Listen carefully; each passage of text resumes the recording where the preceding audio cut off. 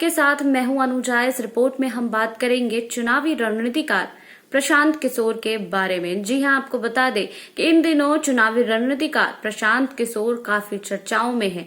प्रशांत किशोर अब तक जो है वो शरद पवार के साथ बैठक कर चुके हैं कई बार। साथ ही अब प्रियंका गांधी और राहुल गांधी के साथ भी उनकी कई बार की बैठक हो चुकी है। और इधर ममता बनर्जी के साथ प्रशांत किशोर के अच्छे रिश्ते हैं। इसको लेकर ये कयास लगाए जा रहे हैं कि प्रशांत किशोर अब विपक्षी पार्टियों को मजबूत करने में जुट गई है।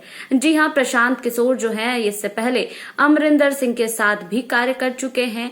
इधर ममता बनर्जी के साथ भी प्रशांत किशोर काम कर चुके हैं, लेकिन अब जो है वो प्रशांत किशोर लगातार शरद पवार के साथ बैठकें कर रहे हैं, जिसके बाद ये राजनीतिक गलियारों में चर्चा तेज हो गई है कि प्रशांत किशोर जो है वो विपक्षी पार्टियों को मजबूत करने में जुट गई है। 2024 में आम सभा चुनाव होने हैं, जिसके लिए प्रशांत किशोर जो है वो अभी से ही रणनीति बनाने में जुट गए हैं। इस रिपोर्ट में देखिए कि प्रशांत किशोर ने शरद पवार और सोनिया गांधी के साथ बैठक में क्या क्या बातें कही हैं और किन मुद्दों पर चर्चा हुई है। चुनाव प्रबंधक के तौर पर मशहूर प्रशांत किशोर के कांग्रेस में जाने की चर्चा जोर शोर से हो रही है, लेकिन कोई नहीं जानता कि उनके इरादे क्या हैं। साल 2014 में एक प्रोफेशनल सलाहकार के तौर पर बीजेपी के चुनाव मैनेजमेंट की जिम्मेदारी संभालने वाले प्रशांत किशोर इन दिनों राहुल गांधी, प्रियंका गांधी और दूसरे विपक्षी नेताओं के साथ मुलाकात को लेकर एक बार फिर चर्चा में हैं। एक चुनावी रणनीतिकार के तौर पर एक बात प्रशांत किशोर को दूसरों से अलग करती है वो कि वे एक पेड प्रोफेशनल कंसल्टेंट के तौर पर अपनी सेवाएं देते हैं। उनके पास एक पूरी रिसर्च टीम है और वे किसी एक राजनीतिक दल से बंधे नहीं हैं।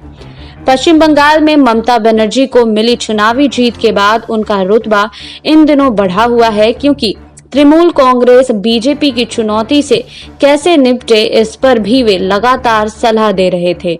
कुछ लोग मान रहे हैं कि उनकी सलाह ममता के काम आई। बंगाल विधानसभा चुनाव से फारिग होते हुए अब उनके कांग्रेस में शामिल होने के लेकर कयास भी लगाए जा रहे हैं।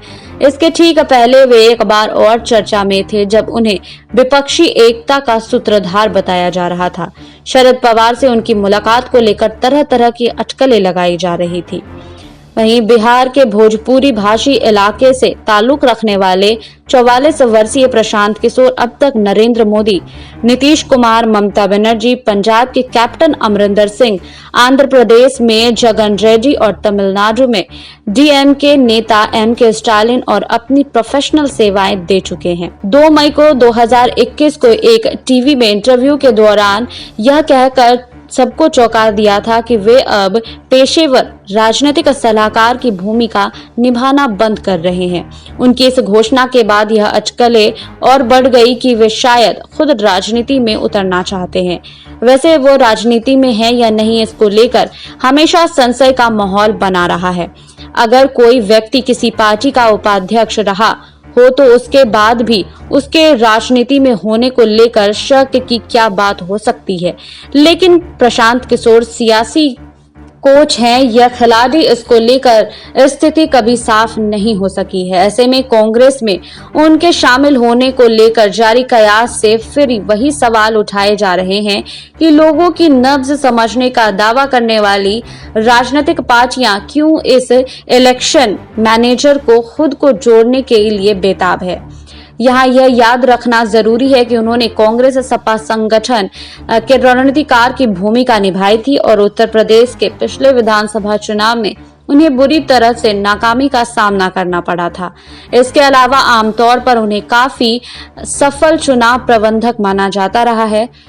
बंगाल चुनाव में ममता बनर्जी की टीएमसी की भाजपा की कड़ी चुनौती के बावजूद जीत से प्रशांत किशोर का कद बढ़ा है और उनके हर कदम का बारीकी से आकलन किया जाता है। ऐसे में शरद पवार कांग्रेस नेताओं के साथ मुलाकातों पर अनुमान लग रहे हैं कि वो 2024 में नरेंद्र मोदी के खिलाफ विपक्ष को एकजुट करने की तैयारी कर रहे हैं।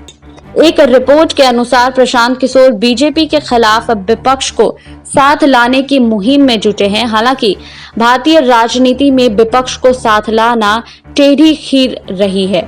चेन्नई के वरिष्ठ पत्रकार कहते हैं कि अगर कोई ममता बनर्जी को प्रधानमंत्री बनाना चाहता है तो क्या दूसरे नेता तैयार होंगे? क्या शायद शरद पवार इस पर विचार करेंगे? साल 2019 में ही हमने देखा कि हर गैर एनडीए राजनीतिक दल का कहना था कि भाजपा को हटाने की जरूरत है, लेकिन वो साथ नहीं आ पाए। सिर्फ स्टालिन ने कहा था कि राहुल गांधी प्रधानमंत्री पद के उम्मीदवार होंगे। वहीं एक इंटरव्यू के दौरान प्रशांत किशोर कह चुके हैं कि उन्हें नहीं लगता है कि तीसरा या चौथा मोर्चा भाजपा का मुकाबला कर सकता है।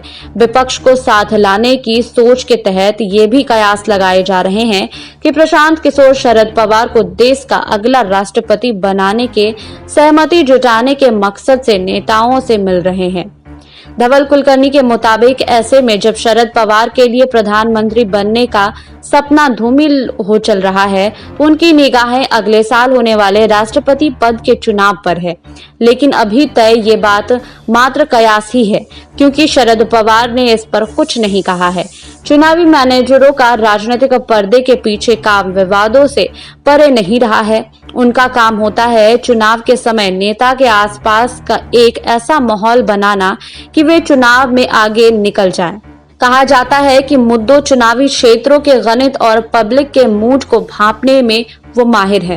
पंजाब में राजनीतिक विश्लेषक के मुताबिक प्रशांत किशोर जैसे चुनावी मैनेजरों की बढ़ती पैठ राजनीति के खोखले होते जाने का सबूत है। वो कहते हैं कि राजनीतिक व्यवस्था, खासकर राजनीतिक दलों में दिवालियापन है। जब ताकत कुछ लोगों को दे दी जाती है तो मैनेजरों की तरह काम करते हैं। वहीं बंगाल चुनाव के दौरान कोलकाता में टीएमसी नेताओं ने बताया कि किस तरह पिछले कुछ सालों में जमीनी भ्रष्टाचार की वजह से लोग पार्टी से कट गए थे। प्रशांत किशोर ने यह बात नेताओं को बताई क्योंकि ममता बनर्जी के नजदीकी लोग ये बातें ठीक से उनके सामने नहीं रख पाए थे। वहीं प्रशांत किशोर किस तरह हर छोटी से छोटी चीज को खुद मैनेज करते हैं, इसका उदाहरण ये है कि उनकी टीम के लोग इलाकों में घूमते रहते थे और किस नेता को कहाँ क्या कहना है ये बताते थे।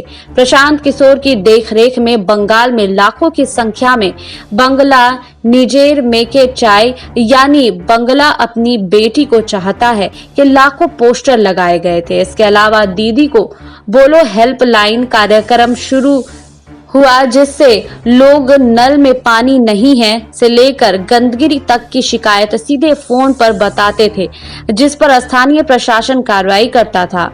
द्वारे सरकार के अंतर्गत इलाकों में लोगों की समस्याओं के समाधान के लिए पब्लिक डिपार्टमेंट कैंप लगाते थे। राजनीति में प्रशांत किशोर की एंट्री पर अभी भी चीजें साफ नहीं हो सकी है। 2024 में आम चुनाव है, जिसके लिए पार्टियां अभी से ही तैयारी में जुट गई है। आपको हमारी रिपोर्ट कैसी लगी, हमें कमेंट बॉक्स में लिखिए। बाकी और खबरों के लिए जुड़े रहिए SPN 9 न्यूज के साथ।